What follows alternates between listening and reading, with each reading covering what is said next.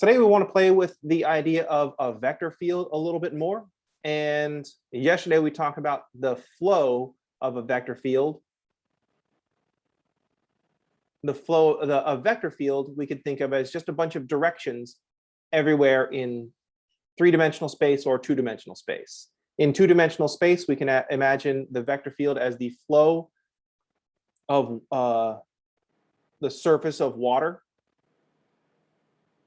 as things move around on the surface of water. And the flow could be traced out by a leaf floating around on the surface of the water, the path that the leaf traces out. Or in three-dimensional space, instead of water, we could have the wind. The wind could be swirling around in an area. So at each point in three-dimensional space, the air is pointing in some different direction. And we can imagine a leaf floating on the wind. So today we want to actually make some calculations. We're going to set up some vector fields, and we're going to set them up as velocity fields. They're going to be the direction of, in this case, I got a two-dimensional vector field to be my velocity field. So we can imagine that this is the flow along the surface of water, and we're going to trace the path of something that we drop into the water on this location, at this location, -1, 2, at time t equals 0. And then we're just going to find what path it traces out.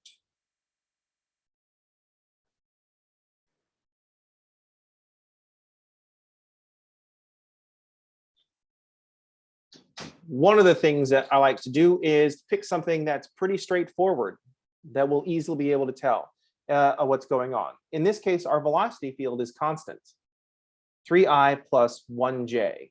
So highlight the 1j part. Let's drop back to elementary algebra and say there's a 1 there. If we think about what this vector field looks like, at every point, the velocity field is going in the same direction, 3i plus 1j. So let's just think our way through this problem and see if it fits with some calculus thinking as well. So at every point in this vector field, at every point, we get 3i plus 1j. So here is the velocity field looks like this. At every point,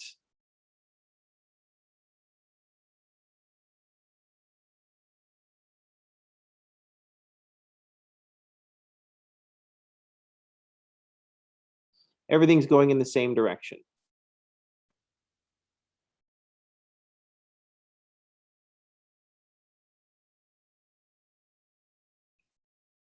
We have a constant velocity field. So it's easy to figure out what the path is going to look like. We can describe the path where y is a function of x. We can describe the path with an equation, because we can see what's going to happen if we say this point is at -1, 2. I'll use the top point because I have more space. We're at -1, 2 at time t equals 0.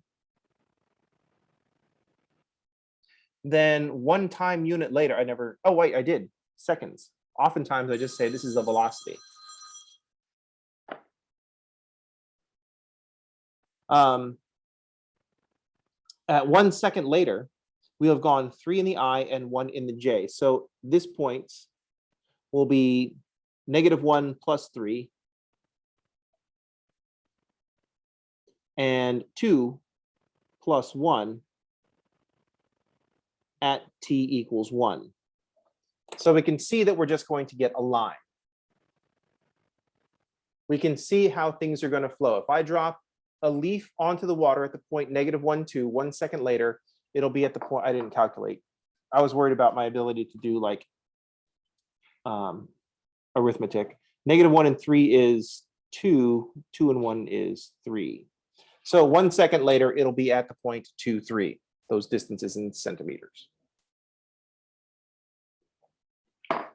So it's pretty easy to see what the flow line is going to be. With y as a function of x, I could say y is equal to 2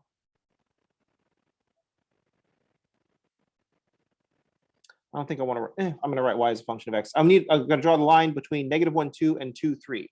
I'm going to write y as a function of x. Y starts off at 2, and we have a slope of 1/3. And then we'll have x minus, and then we're starting at -1.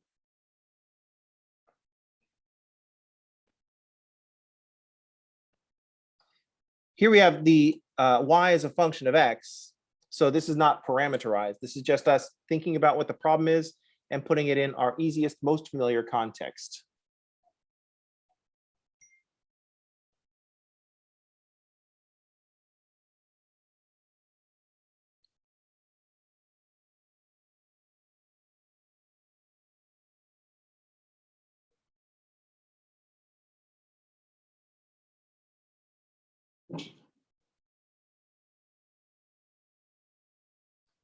So there's our flow line with y as a function of x.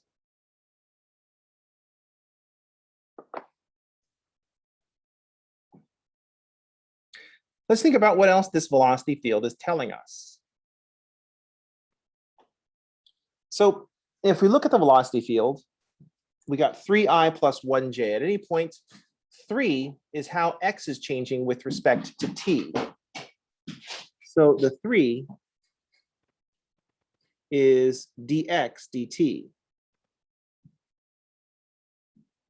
Or in this case, x prime of t. And then 1 is dy dt, or y prime of t.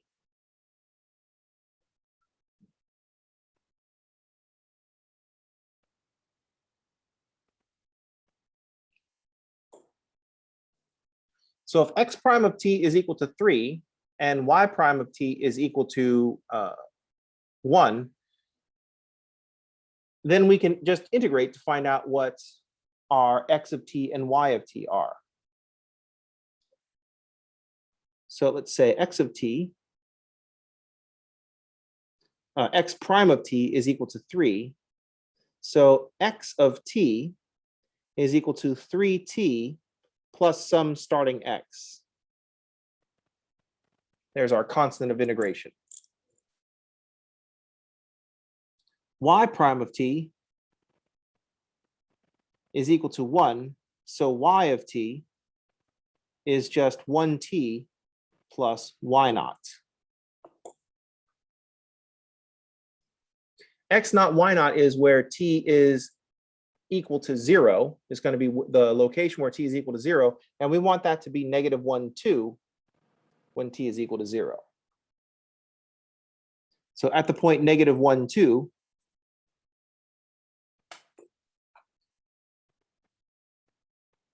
so x of t should be 3t plus x naught, and y of t should be t plus y naught.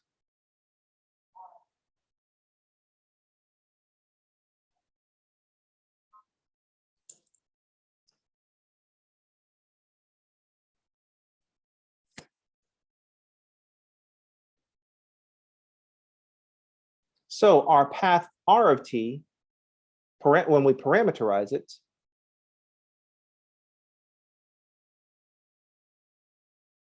is 3t minus 1 times I plus t plus 2 times j.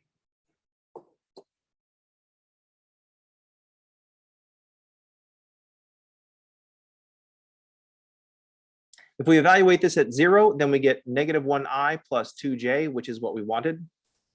That would be, my red pen is running out.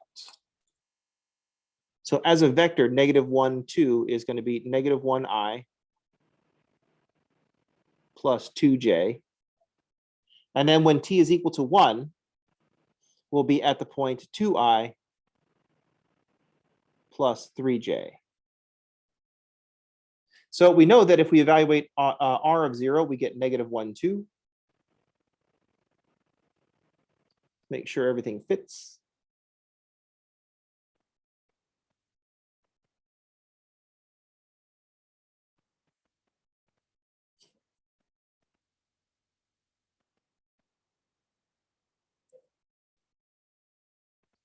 And let's see what's going on at 1.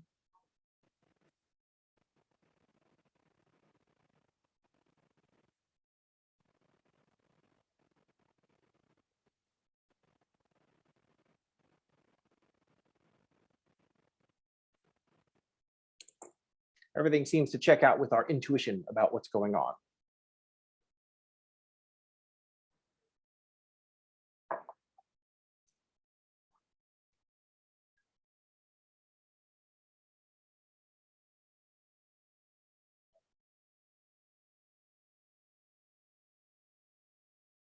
Any questions?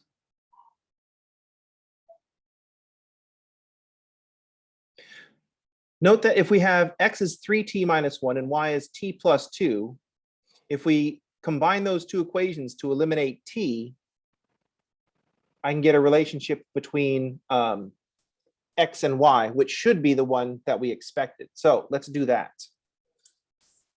So if x is 3t minus 1 and y is t plus 2,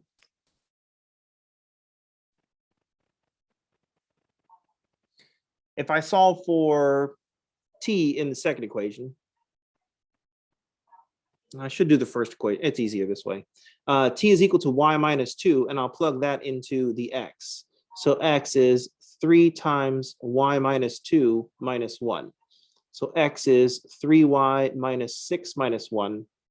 X is 3y minus 7. So here we can see that our slope is going to be 1/3. If I solve this for y, which is why I should have solved for, and it's fine. It's fine. This is still a 1/3 slope. Y is equal to 1/3 x plus 7/3.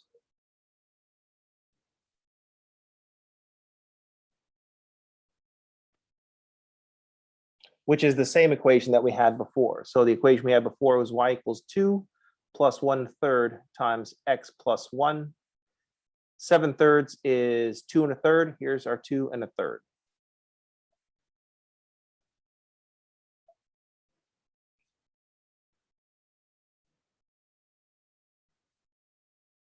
So once again, things check out. This is why you pick simple examples. We're not trying to do anything fancy. We're trying to show that our thinking about things, the way we view things, is going to be consistent.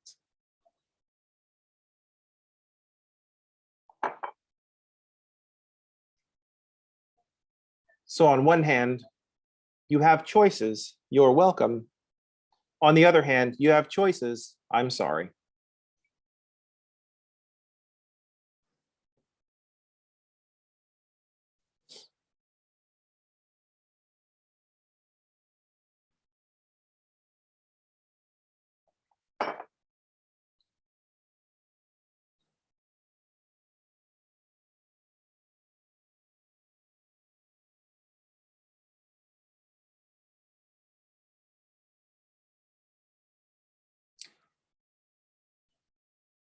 All right.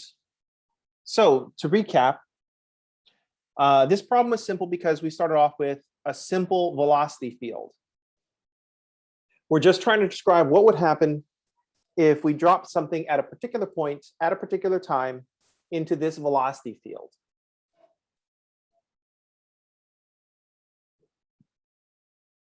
What we want to do next is change up the velocity field to something slightly more complicated.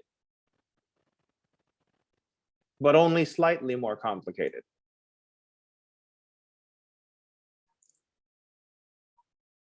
And we're going to do the same thing.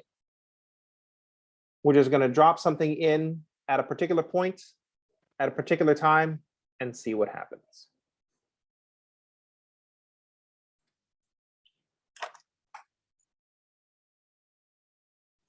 We're going to take this up 1 degree.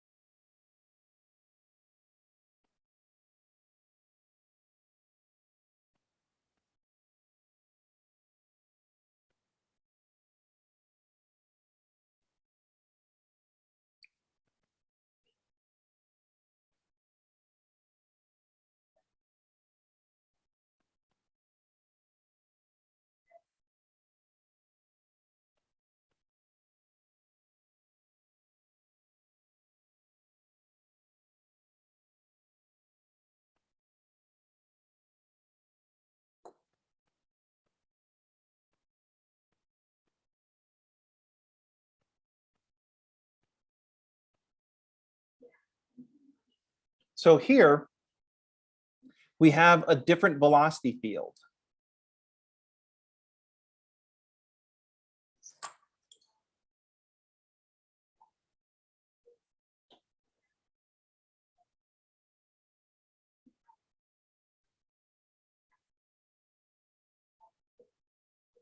I put T. I meant to put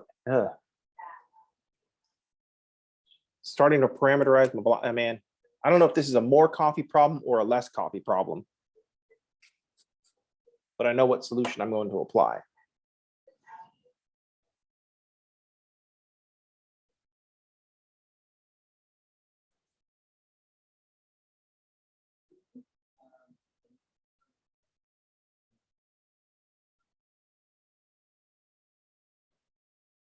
I intended to write a velocity field and I started parameterizing stuff. While I was writing it, I thought there's something wrong with this. But I just kept on going because it's early and you tend to go on autopilot. Try this.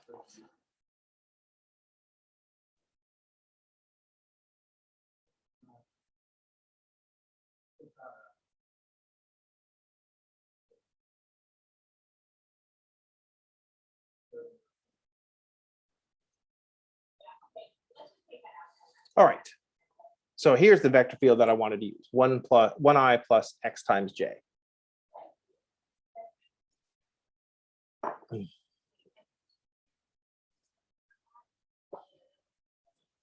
So if we think about what this velocity field looks like,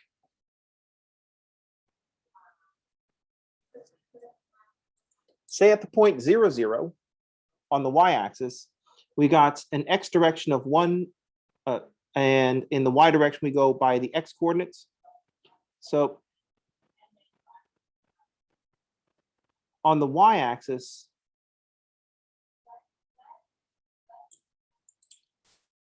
where x is equal to 0,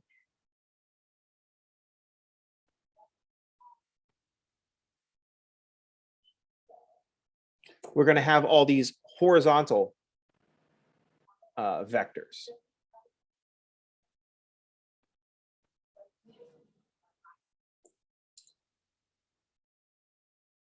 So if we take this one to be the origin down here,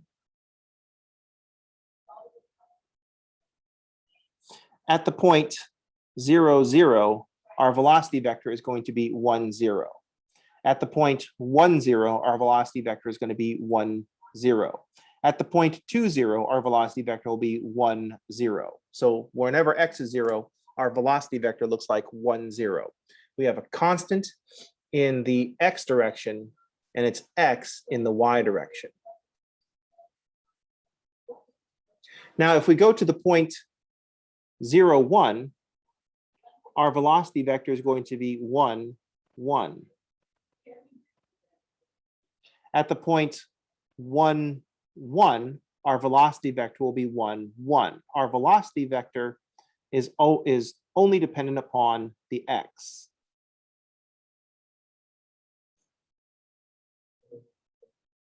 At the point 2, 0, our velocity vector will be 1, 2.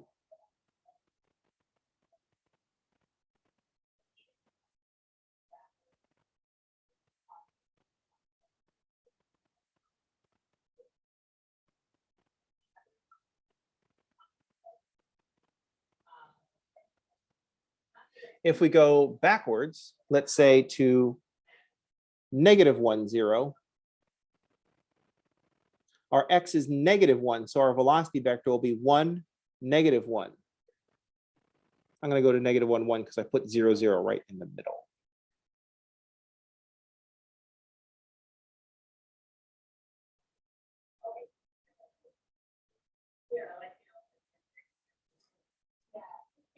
At the point -2, 1, x is -2, so our velocity vector will be 1 in the x, -2 in the y.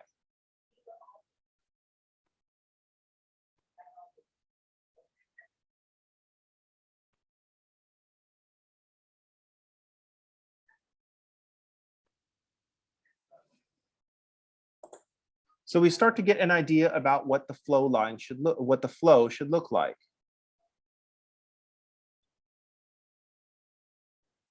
When x is -2, we have a slope of -2, then -1, then 0, then 1, then 2. So if you guessed parabolas, you were correct. And since I didn't ask you beforehand, you can totally just retcon it and say, I totally guessed parabolas. That's exactly what I did. That I call super clever.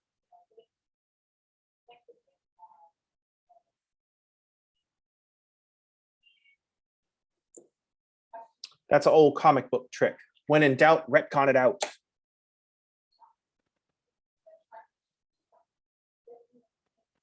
This problem is set up the same as the last problem. I gave you the velocity, a starting point at a starting time, and we want to parameterize the curve. Let's see what pieces we have. This one is our dx dt, or so dx dt, how x is changing with respect to time. Oops, I'm not writing secret stuff. And x is our dy dt.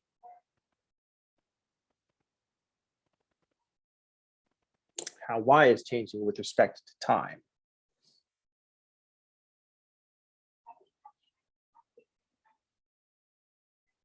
And we have a starting point. The -1, 2 is going to be our x naught, y naught.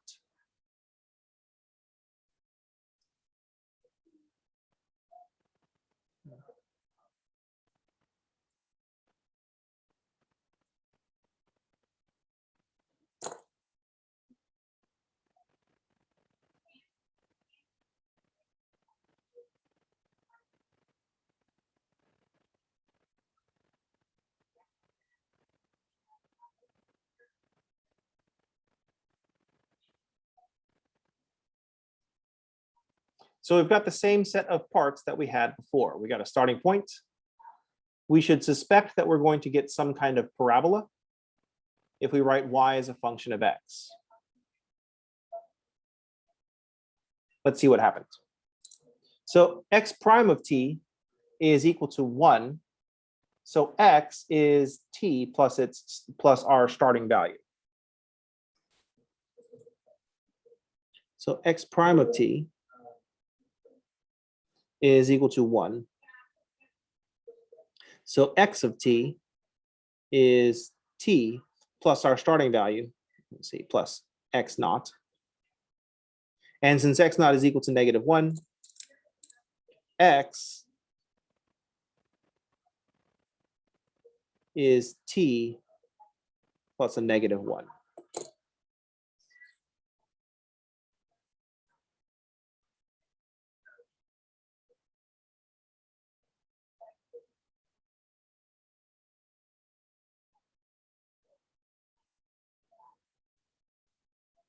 Notice that over on y, we have y equals, the y function equals the x function.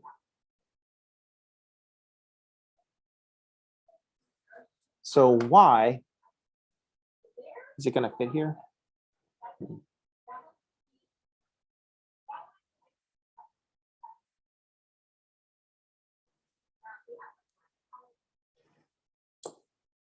So our y prime is equal to x. So if we integrate this, I don't want a 1/2 x squared because that's integrating with respect to x, and we want to integrate with respect to t. So what we're going to do, as soon as I do this, it will snap all of this vector field stuff into place, and we can cover the rest of vector calculus in like 20 minutes tops. Just come back tomorrow, 20 minutes, then we won't even have to bother to have a final. As long as I do this example right now and show you exactly what to do right now and don't delay, then everything will snap perfectly into focus, and there will be no more questions about calculus ever in your life, and everything will make sense. So all I have to do is finish this problem right now to make everything perfectly clear. So here's the secrets of the calculus universe. Oh, darn it, look at the time.